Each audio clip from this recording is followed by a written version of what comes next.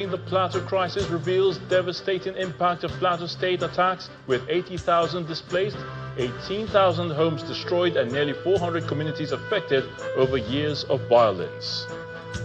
Vice President Kashim Shettima assures Kebbi State residents that the federal government is implementing comprehensive measures to provide essential relief and support to victims of Shanga attacks. Federal government orders independent probe into Gili Axis April 11th airstrike, reaffirms commitment to defeating terrorism and banditry. And President Donald Trump anticipates resuming Iran negotiations within 48 hours as U.S. vessels retreat from a naval blockade. On business news, Nigeria's Finance Minister Wale Edun rules out reintroduction of fuel subsidy amid rising cost of petrol caused by ongoing conflicts in the Middle East. On sports news tonight, Arsenal boss Mikel Arteta calls for his team to have no fear and pure fire ahead of Wednesday's Champions League quarter-final second leg against Sporting Lisbon. And from the nation's capital, International Monetary Fund cuts Nigeria's 2026 growth forecast to 4.1% from 4.4%, citing economic pressures from Middle East conflict.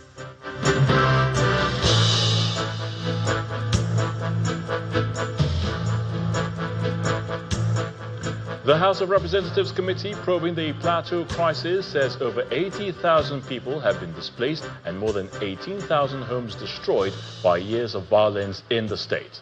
This was disclosed at a multi-stakeholder security conference in Jos, the Plateau State capital. Our correspondent, Percy Dabang, reports that leaders and stakeholders are meeting to develop lasting solutions to the crisis.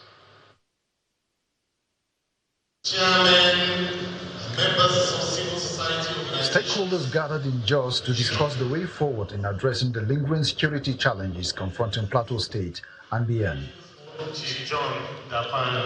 The one-day dialogue brings together government officials, security agencies, traditional rulers, civil society groups, and community representatives to chart a path towards peace.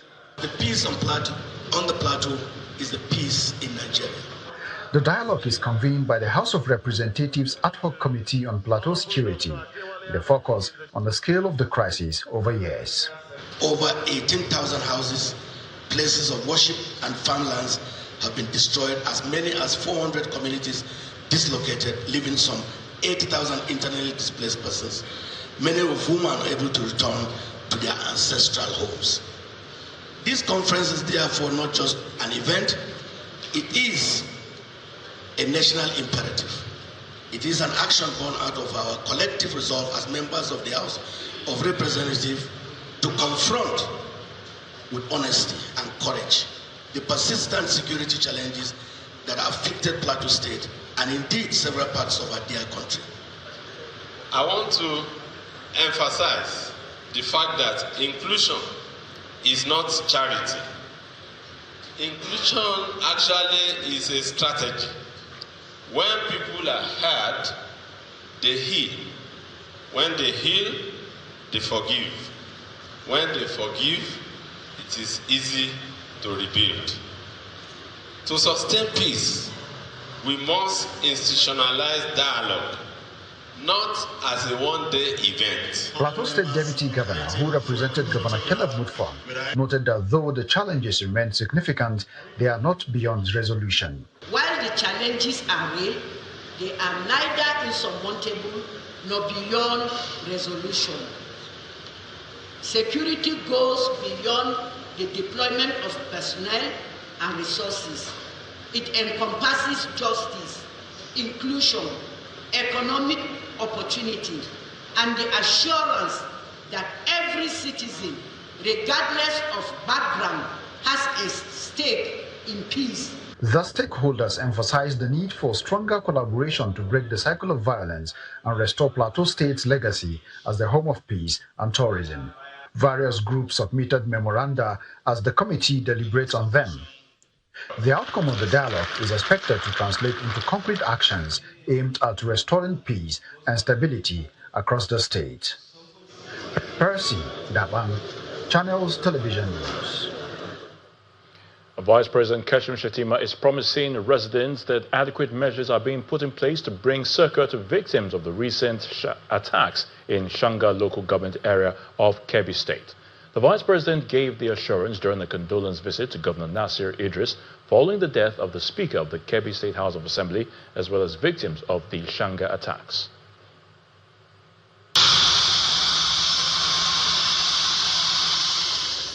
Vice President Kashim Shettima is received upon arrival at the Sir Ahmadu Bello International Airport, Birnin Kebbi, by Governor Nasir Idris.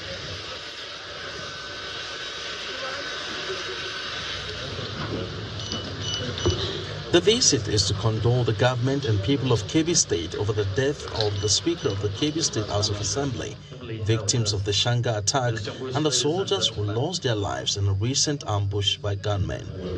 To commiserate with you and to register our profound condolences and empathy over the sad developments in your state in the past couple of days. The demise of the Speaker of the Kebbi State House of Assembly, late Honorable Mohammed Usman Zuru, the destruction of our communities in Shanga local government area, and of course, the loss of our 11 gallant soldiers at Goni, Masa. To condole with you, the security establishment in Kebbi State and the government and people of Kebbi, that our hearts are with you. In his response, Governor Nasir Idris appreciated the Vice President's visit and disclosed that the state government has allocated 100 million naira for the relocation of the communities displaced by bandits' attacks in Shanga local government area. When we have that incident in Shanga, our people have been displaced. We have resettled people and we have sent committee with 100 million. Every state donated 100 million naira to go and settle those people that were displaced by the bandits that entered Kebbi State to United States. And also the security agencies that were being killed. Also Kebbi State government provided 60 million naira to share to the family as a relief.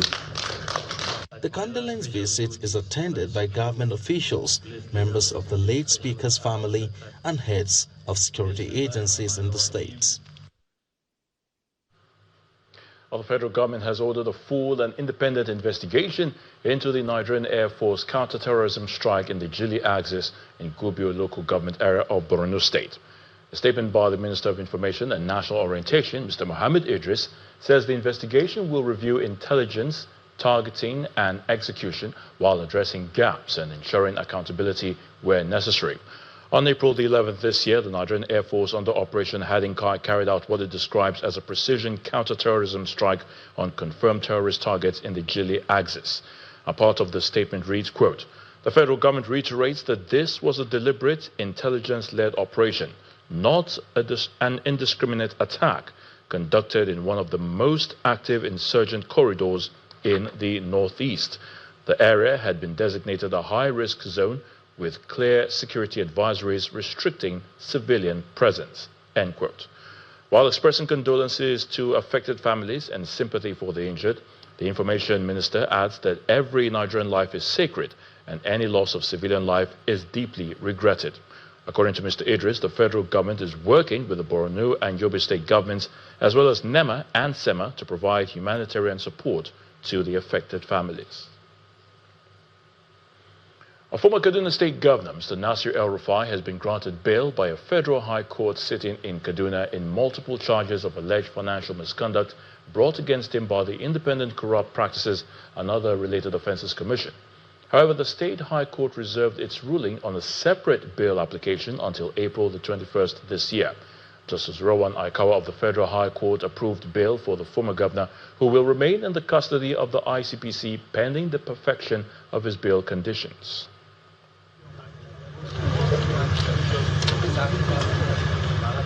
The former Kaduna State Governor, Mr. Nasir El-Rufai, arrives the Federal High Court in Kaduna in the company of operatives of the Independent Corrupt Practices and Other Related Offences Commission, alongside other security personnel.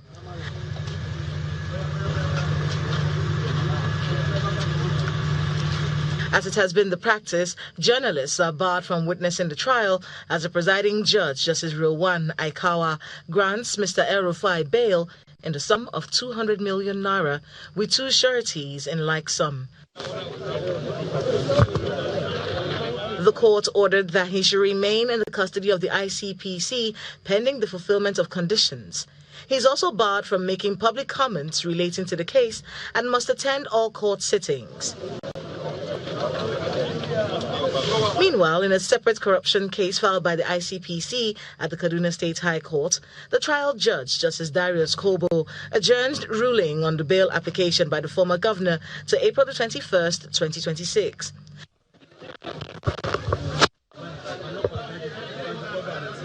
The former governor is arraigned before the State High Court on a 9-count charge bordering on alleged fraud and abuse of office.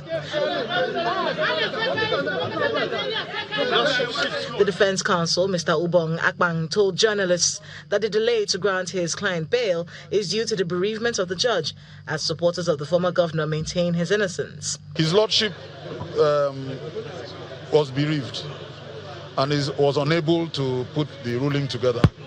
So we understand these things happen. So the ruling has been adjourned to Tuesday next week, the ruling on the motion for bail.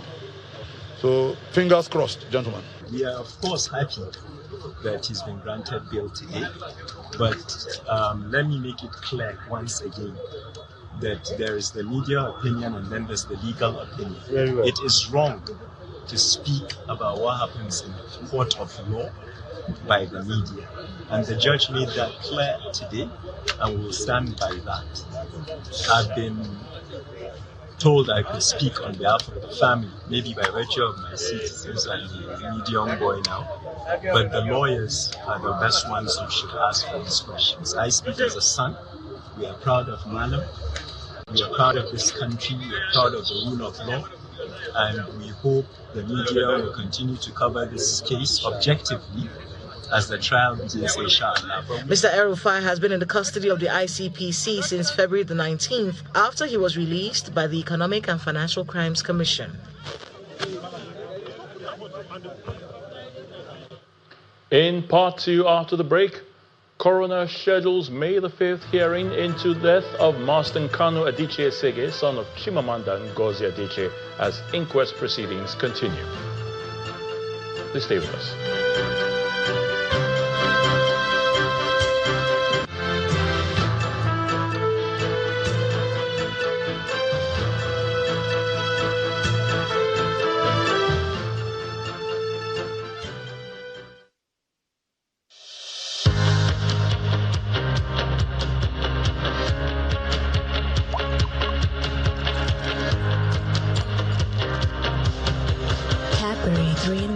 Chocolate, the treat you deserve. Since Nigeria's independence in 1960, we have been building.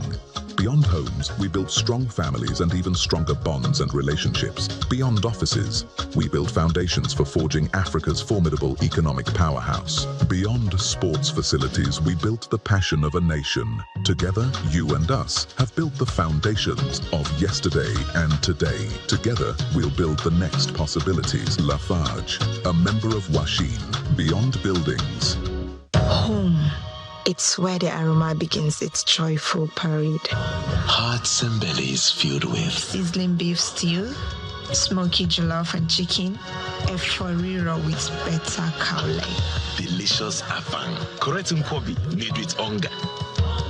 Amala, begiri and wedu. Abula yume.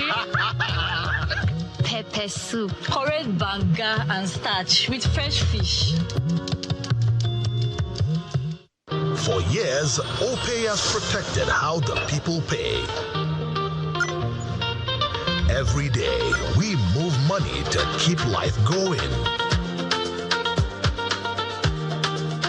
Through our daily hustle of trying to make ends meet.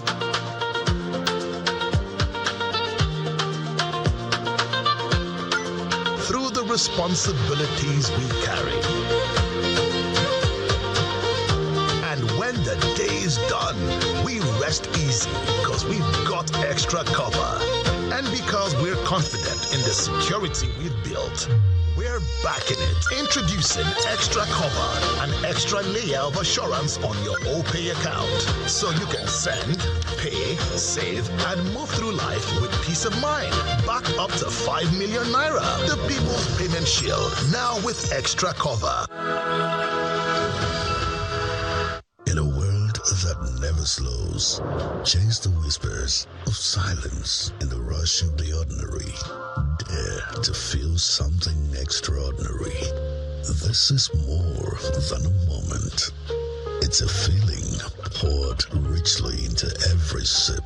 It's creamy, alluring, bold, refined. A taste that caresses the senses and stays dreamy. A pleasure that lingers like a dream. The warmth you share again and again. Ivory cream. Rich, smooth, creamy. True strength. What defines it? The brilliance of a player? Or when a team comes together to win? A solo beat? Or the rhythm of many? The flair of one dancer or the art of a troupe? One distinct voice or the beauty of the symphony? At FCMB Group, we build ecosystems, empower communities, and create the future.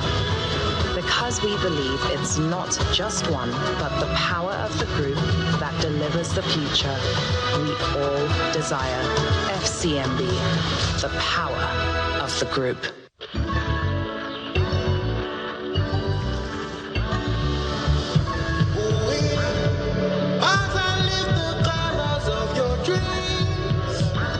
Don't go too far, just search within. Feel the magic as your soul just starts to sing. 'Cause side by side is only you and me.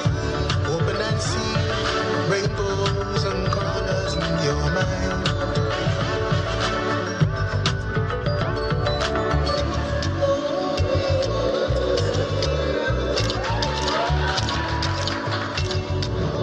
New look, same timeless performance.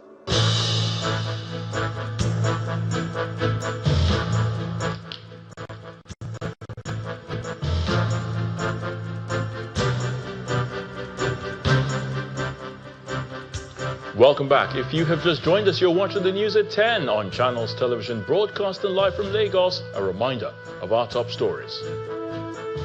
House of Representatives Committee probing the Plateau crisis reveals devastating impact of Plateau State attacks, with 80,000 displaced, 18,000 homes destroyed, and nearly 400 communities affected over years of violence. Vice President Kashim Shettima assures Kebbi State residents that the federal government is implementing comprehensive measures to provide essential relief and support to victims of Shanga attacks. Federal government orders independent probe into Gili Axis April 11th airstrike, reaffirms commitment to defeating terrorism and banditry.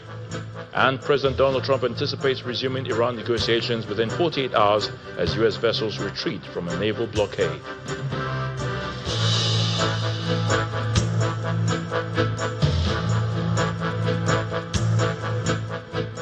The Supreme Court has fixed April the 22nd for hearing in the appeals filed by the National Chairman of the African Democratic Congress, Mr. David Mark, and the People's Democratic Party led by Mr. Tanimu Turaki.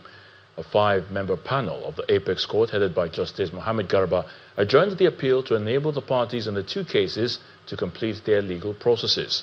Our correspondent, Emanuela Ekele, reports. Senior lawyers and politicians exchange greetings as the Supreme Court hears the appeals filed by the David Mark leadership of the African Democratic Congress and the Kabiru Turaki-led group of the People's Democratic Party. The appeals are against the recent judgments by the Court of Appeal in Abuja. The appeals by the Turaki-led PDP are against two judgments delivered that ordered the PDP not to hold a national convention until it complied with relevant provisions, including the Electoral Act and regulations and guidelines for political parties. The PDP is also appealing the judgment that ordered the party to afford a former governor of Jigawa State, Mr. Sule Lamido, the opportunity to contest for the national chairman of the party during its elective convention. For the ADC, the appeal by the former Senate President, Mr. David Mark, is against the March 12 judgment of the Court of Appeal, which dismisses appeal in relation to the ongoing leadership dispute in the party. He had appealed the September 4, 2025 ruling by Justice Emeka Nwite of the Federal High Court Abuja that refused to grant some release contained in an ex parte application filed by a member of the party, Nafiu Balagombe. At the day's proceeding, a 5-member panel of court ordered all the parties to regularize their processes within 3 days. Following the ruling, the counsel to Mark-led executives, Mr. Jibril Okutekpa, withdrew an earlier motion to stay the execution of the Court of Appeal judgment that ordered the party to maintain the status quo antebellum. Mr. Okutekpa noted that the motion was no longer needed since the Apex Court had accelerated the hearing of the substantive appeal. The motion was subsequently struck out. I didn't express frustration. I rather brought before my lords a situation of extreme urgency and a situation that is of fundamental importance to democratic growth. And you can see that they also appreciated that position and are bent backward to give me 1 day to file my brief and give the other party 3 days to file. The Supreme Court really bent over backwards to accommodate accelerated hearing of this appeal because there was no formal application before the courts. The interest was essentially to just get a stay of execution of the orders of the Court of Appeal. For the PDP cases, counsel to the Turaki group, Mr. Chris Uche, informed the court of the pending applications, stressing the need for urgency to align with INEC's timetable ahead of the 2027 general elections. This is a matter that has to do with democracy, and time is of the essence. And my lords have very clearly accommodated that, and we must thank them. It is this court, the docket of this court is very full, and the Supreme Court is very busy. But in recognition of the fact that this affects democracy, they have adjusted, and they stated so. They have adjusted so that parties in this matter can know their fate, taking into cognizance the timetable issued by the Independent National Electoral Commission. The Supreme Court subsequently directed all the respondents to file their replies within 5 days each and fixed April 22, 2026 for accelerated hearing of the appeals. Emanuela Ekele, Channels Television News. Working against all odds, members of the African Democratic Congress, the ADC, held their National Elective Convention in Abuja, the nation's capital, as leaders reiterate their determination to ensure party supremacy. Now, other leaders of the ADC who spoke at the convention urged members not to be afraid of what they describe as attempts to silence opposition. The National Convention of the ADC is marked by a rare display of opposition unity, featuring high-profile leaders such as former Vice President Atiku Abubakar, former Senate President David Mark, Mr. Peter Obi, Rabiu Kwankwaso, and a host of others. ADC! In his welcome remarks, the interim national chairman of the ADC commends delegates for standing firm against what he described as attempts to stop the convention. He further emphasized party supremacy over other interests as a new order. Since we started this journey, we have faced many challenges and faced many hurdles. Our party has faced fierce and unprecedented betrayal Let us not pretend otherwise. We will not surrender. The ADC will not bow, will not cower, and we will not retreat. In the ADC, the Constitution will be supreme. The party will be supreme. Every member, regardless of position, will be accountable to the rules and values that define us. Discussions about political repression and a shrinking democratic space dominated remarks by other speakers. We owe our existence to the Nigerian Constitution, which declares that freedom of association, including that to form or belong to any political party, is guaranteed and is a fundamental right. We are here because the ADC is on a rescue mission to prise the country from the strangulating grasp of the ruling party. Legal challenges were brought against us, yet we moved forward. There were attempts to prevent us from accessing venues, yet we moved forward. With every obstacle, we have grown closer. With every challenge, we have become more convinced that this party represents a real opportunity to renew our nation. The ADC is holding its National Elective Convention against several odds, including ongoing legal battles that is challenging the legitimacy of the National Working Committee led by David Mark, as well as the due recognition by the Independent National Electoral Commission, INEC. Let's head to the courts now, and the coroner magistrate Atinuka Aditunji, who is presiding over the inquest into the death of Marston Kanu Adichie Sege, son of internationally acclaimed writer Chimamanda Adichie, has fixed May the 5th for the hearing of the matter.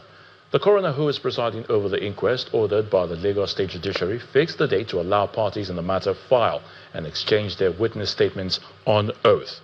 The proceedings are now being heard at the JIC Taylor Courthouse, Igboshere, Lagos Island, after the first two preliminary sessions were held at the Magistrates Court in Yaba. At the last sitting of the coroner on February the 25th, the coroner had adjourned till Tuesday, April the 14th, for Eurocare Multi-Specialist Hospital, one of the parties in the inquest, to open evidence by bringing its witnesses to give their testimonies, as agreed by all parties. Eurocare's new lead counsel, Professor Taiwo Oshikweton, who was appearing before the coroner for the first time, said there was no order given at the last date as to who should file the witness statements first. The court has already urged all parties to cooperate with the inquest and file all necessary processes on time and before the next adjourned date. It adds the inquest was inquisitorial, not adversarial in nature, to enable the grieving family heal and to avert another occurrence. The head of the Civil Service of the Federation, Mrs. Didi Walson-Jack, says the federal government is committed to building a world-class civil service capable of delivering effectively on its mandate for national development. She made the remark while delivering the keynote address at a breakfast dialogue with stakeholders from both the public and private sectors. Mrs. Walson-Jack emphasizes that reforms are aimed at strengthening efficiency, professionalism, and service delivery within Nigeria's public service. A one-day dialogue organized by the Office of the Head of the Civil Service of the Federation in partnership with Phillips Consulting is focusing on strengthening public-private partnerships for sustainable governance outcomes in Nigeria. In his opening remarks, Chairman of Phillips Consulting, Mr. Felusha Phillips, set the tone for discussions, emphasizing the importance of collaboration between the public and private sectors to drive effective service delivery and national development. The transformation of the public service cannot and should not happen in isolation. This is where the private sector comes in. The organized private sector brings with it discipline, innovation, speed, and a relentless focus on results. These are not just desirable traits, they are essential ingredients for modern governance. The global shift toward a results-driven public workforce is accelerating, and Nigeria, officials say, must not be left behind. This informed the central message of the keynote address delivered by the head of the Civil Service of the Federation, Didi Walson-Jack, who emphasized the urgency of adapting to evolving governance standards. Every efficiency we build into the civil service creates a dividend that flows outwards. Faster processing, better communication, more predictable regulation, stronger implementation. Nigeria is leading the global conversation on the future of the civil service, demonstrating our commitment to innovation and governance leadership. Organizers describe the discussion as a fresh beginning, shining a spotlight on the need to align public sector reforms with private sector strengths to unlock scalable partnership models in Nigeria. I believe that everyone who attended is better enlightened about the civil service, and that indeed we are set to deepen the partnership which we have already started with the private sector. The one-day dialogue served as a strategic briefing for the private sector, showcasing the ongoing revolution within the Nigeria civil service. Focused on the triple pillars of technology, staff welfare, and performance management, the session highlighted a shift toward a modern tech-driven workforce. Organizers believe these restructurings will move governance from theoretical plans to hands-on results. By fostering a more transparent environment, the initiative aims to amplify feedback from civil servants, stakeholders, and the media, creating a collaborative engine for national growth. Still ahead on the news at 10, Nigeria's Finance Minister, Mr. Wale Edun, rules out reintroduction of fuel subsidy amid rising cost of petrol caused by ongoing conflict in the Middle East. That's on Business News. Please join us again.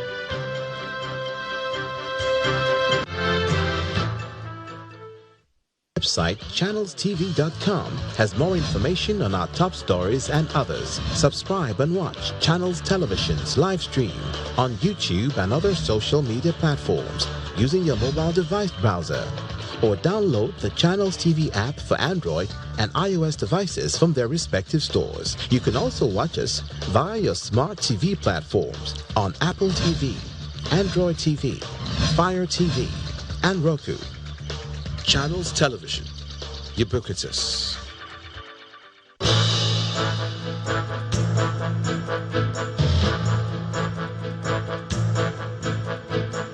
Welcome back to the news at 10. Let's now head to the nation's capital, and Millicent Walker is standing by to give us the latest from our Abuja studios. Hello, Millicent. Hi, Ayatunde. Well, we begin here outside our shores, where the International Monetary Fund, IMF, says the Middle East war is now a direct threat to Nigeria's economic recovery, cutting its growth for 2026 to 4.1%. With growth cut, rising inflation and hikes in food prices, the fund says both the fiscal and monetary sides must align its policies to cushion the effect on the people. Our correspondent Sarah Chimugu has more. The warning from the International Monetary Fund is blunt. The Middle East war is forcing a global shutdown, and sub-Saharan Africa is taking a hit. Nigeria's 2026 growth forecast has just been cut. Pre-existing vulnerabilities. The IMF says Nigeria faces a double squeeze. Higher fuel and fertilizer prices plus shipping costs are weighing in on non-oil activity, even with oil prices higher. The net effect is slower growth in 2026. We are seeing some downgrade of growth, and we are seeing some uptick in inflation in a number of countries in the region. So the impact is very much along the lines of what we see more broadly, which is for a lot of the countries, especially the ones that are energy importers. But there are also energy exporters in the region, and so there is some differentiation in terms of the impact. We have revised down Nigerian growth as well by 0.3 percentage point to 4.1 in 2026, and that is reflecting a balance of two forces. One is that the war-related higher fuel and fertilizer prices and higher shipping costs that I mentioned are going to weigh on non-oil activity in Nigeria.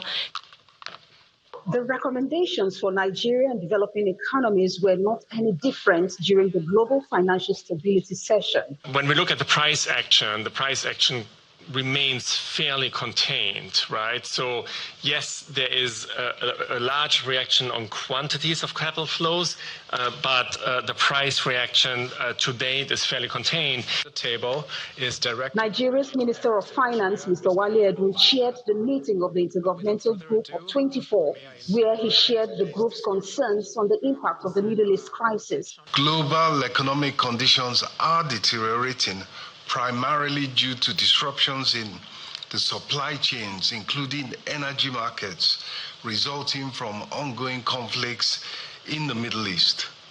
All importing countries face increased current account pressures. Inflation may affect various sectors, undermining progress made recently, particularly on inflation.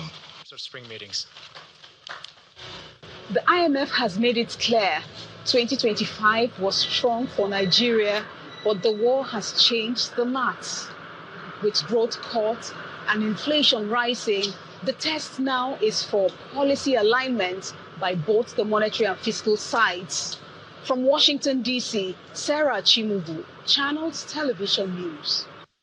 Well, back home, President Bola Tinubu has emphasized his administration's commitment to confronting structural weaknesses, restoring fairness and building an economy anchored on discipline, equity and opportunities.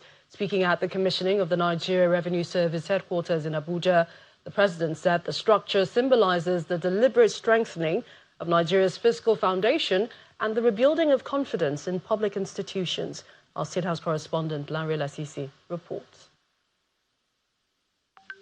President Bola Tinubu arriving at the headquarters of the Nigerian Revenue Service for the commissioning of the recently completed project. Supported by the leadership of the National Assembly, governors, ministers, and the executive chairman of the Nigerian Revenue Service, the president commissions the building. Prosperity of Nigeria.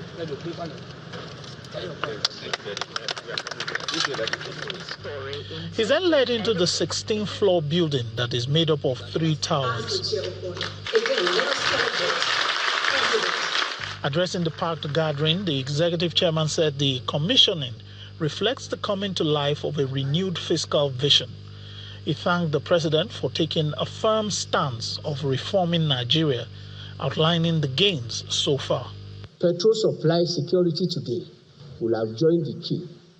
Not only that it will be expensive, it will not still be available. Today we have stable because it's easier to say wait for Lekki than wait for Europe. Thank you, Mr. President. Some goodwill messages were then offered. The expectation going forward is that the NRS will continue to deepen efficiency, strengthen compliance through trust and transparency, leverage technology to improve service delivery, and sustain strong revenue growth. A revenue system is ultimately a relationship between the state and its citizens. It reflects what is demanded, how it is enforced, and what is delivered in return. This headquarters, in its permanence, suggests a system that intends to endure. Endurance, however, will depend less on the structure we commission today and more on the discipline that guides its operation. This headquarters of the NRS, therefore, for me, is a major symbol of a new resolve that our revenue system is now modernized, transparent, and equal to the demands of the global community and our future. That others will not agree. They can't really give them for every pregnancy in Nigeria. For the president, the occasion justifies the far-reaching tax and fiscal reforms taken by his administration, stating that the reforms are bearing fruit. He added that Nigeria is no longer content with promises. We are witnessing improved physical stability, stronger foreign reserves, a more efficient trade ecosystem, and increased investor confidence in Nigeria's economic direction. We have chosen reform. We have chosen discipline. We have chosen progress. We have chosen development, prosperity, and inclusiveness. And we will stay this course, steadfast and focused. The president said the service must not only collect revenue, but must build trust, ensure fairness, and demonstrate that government can be accountable, efficient, and responsive. From Abuja, Lanre Lasese, Channels Television News. To company news now, popular skincare brand Nivea has announced the winners of its 3 billion naira national consumer promotion at the grand finale draw. The 3-month campaign celebrated customer loyalty, rewarding participants with life-changing prizes, including SUVs and trips to Real Madrid. A round of applause for her, please. I love this. It's the grand finale of the live draw of Nivea's Win Your Share of 3 billion naira national consumer promotion. The Scratch, Win and Shine campaign is part of Nivea's efforts to reward loyal customers of Nivea body lotion. Grand prizes include 2 million naira, 3 million naira, and 5 million naira for one winner each, 5 trips to Real Madrid, and 3 SUVs. You just won yourself a brand new car, a brand new SUV, courtesy of Nivea. Congratulations. Nivea says the promotion yielded significant gains as it anticipates continued growth and strengthened loyalty among its customers. So far, over the past 13 weeks, it's been a complete success. We've seen the impact in our performance, in our numbers as well. But for us, the critical aspect remains that for the first time, we have managed to reward our loyal consumers on this scale. So I think we've achieved our objective for rewarding our loyal customers and then also driving growth in the process. And we are looking forward to another big one, if possible, in the future. The promo has been very, very interesting so far. Of course, we've rewarded a couple of consumers with millions every week. So we had 10 millionaires every week. We gave out 50,000 naira Jumia vouchers and instant 1,000 naira airtime upon redemption of your code. Today is the grand final draw that we've just currently concluded, where we've seen winners emerge for our grand prizes of 3 Schengen brand new SUVs. We have 5 tickets to watch Real Madrid play live, and also we have amazing cash prizes of 5 million, 3 million, and 2 million nairas that have been won by consumers. Winners of the 1 million naira prize expressed their appreciation to the brand. I got Nivea cream from supermarkets, so I scratched the card. As I scratched it, I got 1,000 naira airtime immediately. So the next 5 days, they call me from Nivea office. They say I win 1 million naira. I say, I was even thinking it's a scam. I want to say, Nivea, thank you very much. Thank you very much. I really appreciate. More blessing, more customers. Oh man, this is awesome. Honestly, because where would you even see 1 million naira now? This country, like this economy now, like have no plan to even receive such like that. So I'm just very, very grateful and thankful to Nivea for this opportunity, for this, in fact, this great reward, honestly. The 3-month promotion was closely monitored by the Lagos State Lotteries and Gaming Authority and the Federal Competition and Consumer Protection Commission, FCCPC, to ensure full transparency. Well, that's it from the nation's capitals. Back now to Dominic Iwiwu for business news.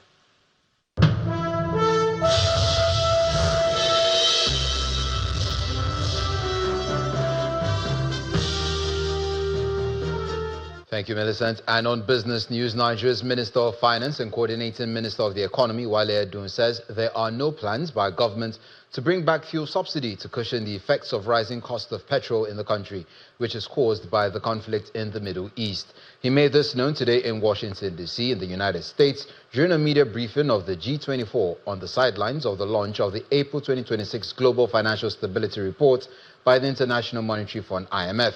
The minister says the 2023 reforms under President Bola Tinubu, which includes the removal of fuel subsidies and liberalization of the foreign exchange market, were critical steps needed for the economic stability. He, however, recommended the implementation of targeted intervention for the economy. The International Energy Agency, IEA, has sharply lowered its global oil supply and demand forecast, citing major disruptions in energy flows linked to the ongoing conflict in the Middle East. The agency now expects both supply and demand to fall from 2025 levels, with global oil demand projected to drop by 80,000 barrels per day in 2026. It warns that a possible 1.5 million barrels per day decline in the second quarter would mark the steepest fall in the consumption since the COVID-19 pandemic.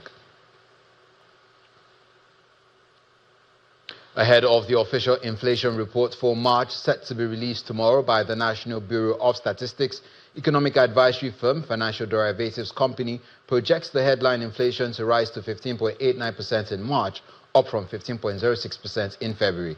FDC attributes the increase to a global energy shock linked to tensions involving the US, Iran, and Israel, which has pushed diesel to about 1,870 naira per litre and petrol to around 1,270 naira per litre. The think tank also forecast March food inflation at 13.17%. Core inflation at 16%, while month-on-month inflation is expected to jump to 4.61%, signaling stronger price pressures.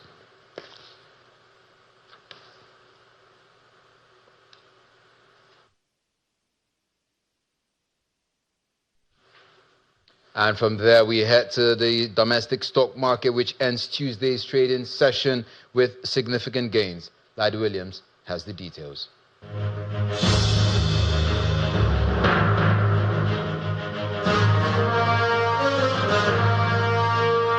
Well, it's another day, another naira, and the NGX all-share index hits us with another rise, adding 1,426 points and unlocking a new level unlocked here for the all-share index, 205,000 points.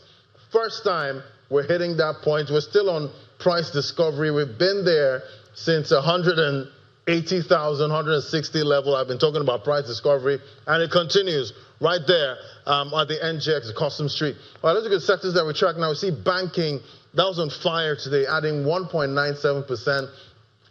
Most of the Tier 1 banks, referred to as FUGAs, were all up today, with a couple of Tier 2, Tier 3 banks, rising, adding to their share price. Then oil and gas, a big 4.36% rise today, with Seplat gaining a big 9%, closing at 10,450 naira. We'll see Japol Gold also rising. And it's also the first time Seplat is hitting that price level. And this is a day when oil prices drop below $100 per barrel.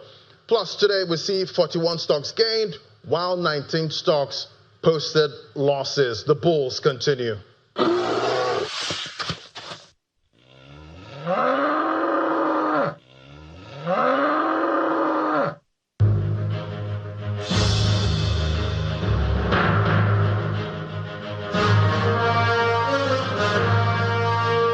Laddie, it's also mostly positive closes for major global stock markets for Tuesday.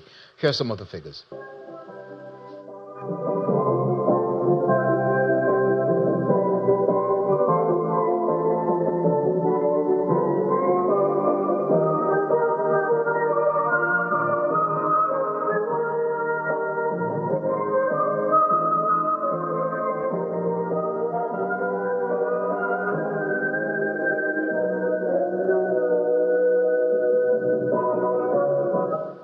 And that's it on Business News. Back to Ayotunde for the rest of the news at 10.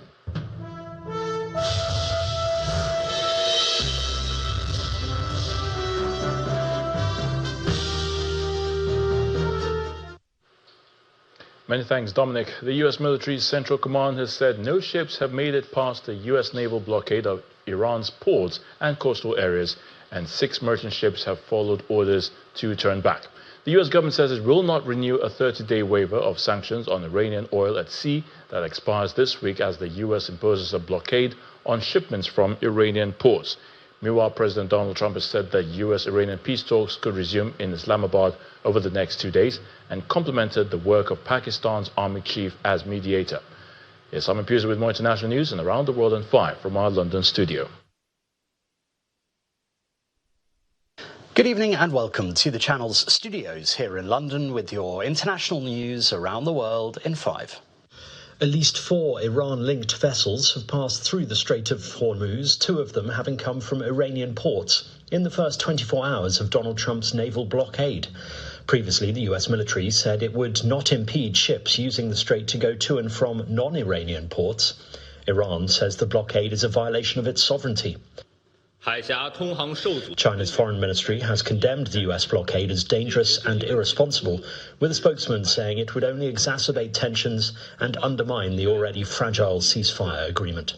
This is a blockade of Iran's ports rather than a blockage of the Strait of Hormuz. And as a result, much of the action and activity in that area of the world is going to be calibrated by how ships try and escape the blockade, and the 4 ships that have gone through the strait today indicate that perhaps it's not being as enforced as strictly as might otherwise be the case. Peter Magyar has said he has already spoken to 10 European leaders a day after his landslide victory brought an end to Viktor Orban's 16-year continuous rule in Hungary. But he said he would not be calling Vladimir Putin a close partner of Orban, even though he would speak to him if the Russian leader rang. If Vladimir Putin calls, I'll pick up the phone, he told reporters during a 3-hour marathon press conference to mark his party's election success on Sunday. If we did talk, I'd tell him to please, after 4 years, put an end to the killing and end this war. The people of Hungary have spoken and they have reclaimed their European path. It is a victory for fundamental freedoms. At least 16 people have been injured after an ex-student opened fire at a high school in southeastern Turkey. The attacker, who was in his late teens, fired indiscriminately with a shotgun before killing himself with the weapon. Those injured include 10 students, 4 teachers, a cafeteria worker and a police officer. The incident happened at around 9:30 a.m. local time at the Ahmet Koyuncu Vocational and Technical Anat Olyan High School. It has since been evacuated. Donald Trump's remarks about Pope Leo XIV were unacceptable, the Italian Prime Minister Giorgia Meloni has said. The US President accused the pontiff of being weak on crime and terrible for foreign policy in a long Truth Social post, later telling reporters he was not a big fan. Meloni, who is a Catholic and heads a right-wing coalition government, is a close ally of Trump and had so far been reluctant to condemn the US President's harsh criticism of Pope Leo. I do not look at my role as being politician. I don't want to get into a debate with him. I don't think that the message of the gospel is meant to be abused in the way that some people are doing. Canadian Prime Minister Mark Carney says the country's voters have demonstrated trust in his government's plan after his Liberal Party secured a slim majority in the House of Commons. A Liberal majority government less than a year after the last election. The Liberals are projected to have won all 3 by-elections that took place on Monday. These are on top of gains made over the last year through 5 opposition members of Parliament defecting to Carney's party.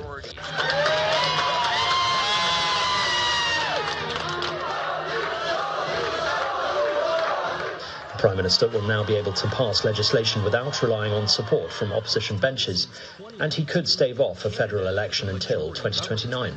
As of tonight, Mark Carney and our entire incredible Liberal team have earned an even more powerful mandate to continue building a better Canada. President Ferdinand Marcos.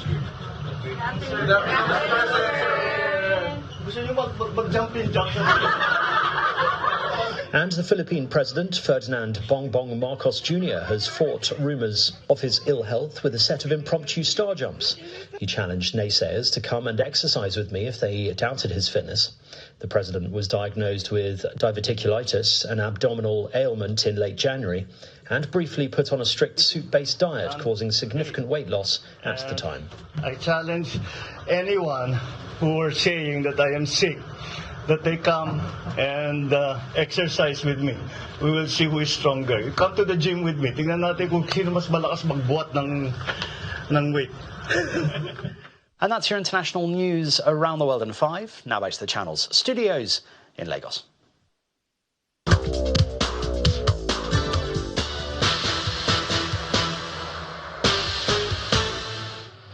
Thank you, Simon. Welcome to Sports News. PSG defeated Liverpool 2-0 to advance to the semi-finals of the UEFA Champions League. Ousmane Dembele scored a double as the French champions eased to a 4-0 aggregate win over Liverpool. In the other game, Super Eagles attacker Demola Lookman scored as Atletico Madrid edged Barcelona 3-2 on aggregate to seal a semi-final slot. Lamine Yamal and Ferran Torres scored to give Barcelona a 2-goal lead before Lookman finished from a Llorente cross to send Atletico into the semi-final. And Arsenal manager Mikel Arteta has called for his team to have no fear and pure fire in an extraordinary rallying cry ahead of the biggest week of his career at the club. Arsenal are attempting to reach back-to-back Champions League semi-finals for the first time in the club's history, with a potential Premier League title decider at Manchester City waiting in the wings on Sunday. Arteta was speaking ahead of the Champions League quarter-final second leg with Sporting Lisbon on Wednesday, with the Gunners 1-0 up on aggregate. I'm on fire. That's it, nothing else. I'm dreaming so much. I've done so much, to be in this position, because I know how this club it was. I've done so much against anything that this is beauty. I just see beauty, opportunity, and I want to get it done for all these people that they've been in this journey with us, and because they deserve it, because it's been unbelievable. That's what is driving me every single day. I have zero fear. Fear I had when, if we don't get this done, this club, I don't know where it's going. That was fear. Now, there's no fear. It's just purpose, fire, direction, and conviction that we're going to do it. Bayern Munich boss Vincent Kompany remains weary of Real Madrid, irrespective of their current form, as he firmly believes that their recent form does not reflect their true quality despite earning a 2-1 advantage. Bayern Munich welcomed Real Madrid to their Allianz Arena for the second leg of their Champions League quarterfinal tie on Wednesday. Kompany stressed that the win at the Santiago Bernabeu last week shouldn't be taken for granted. I wanted this game to be still open for us when we play in the Allianz. It's still the case. We have a little bit of an advantage, nothing more. So it'll still be a top game and a tough game. And I think you're right. It's not decided yet. It's not over. But I was happy with the result and everything that we think we can improve, we will try and do for tomorrow. And I feel we can. I really feel we can. And in tennis, Spain's Carlos Alcaraz has bounced back from his Monte Carlo final defeat to Jannik Sinner at the Barcelona Open, where he overcame Finland's Otto Virtanen 6-4, 6-3 to reach the second round at the ATP 500 event. Alcaraz is competing at number 2 in the ATP rankings for the first time this season. In his first match on home soil this year, the 22-year-old received a medical timeout for an armed issue at the end of the first set, but did not show any signs of physical discomfort in his 85th minute first round win. He will next meet Tomas Mahash of the Czech Republic. It's a return to winning ways for Carlos. And Germany's Alexander Zverev dug deep to hold off a fierce Mioma Kecmanovic comeback at the BMW Open in Munich, where he sprinkled a late piece of tweener magic on his 6-3, 3-6, 7-6 first round victory. And competing at the top seed and defending champions at the clay ATP 500, Zverev kept his composure after Kecmanovic rallied from a set and break down to push the match distance. And that sport is back to you, Ayo.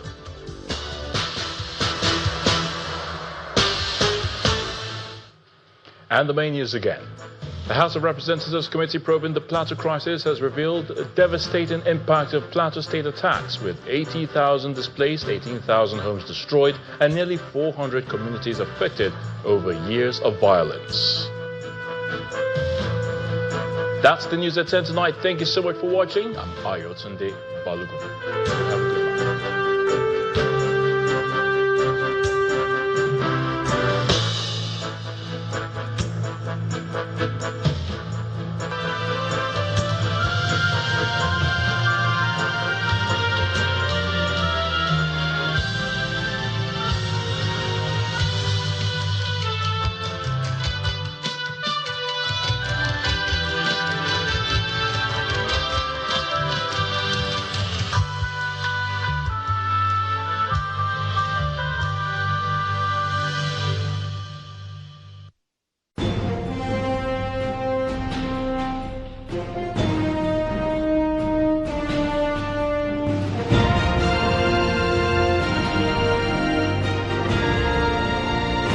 Hello and welcome to Political Paradigm. I'm Terry Ikumi. Well, we're continuing our conversation on the Osun governorship election coming up on the 15th of August. Well, it may seem like it's far away, but it's almost here.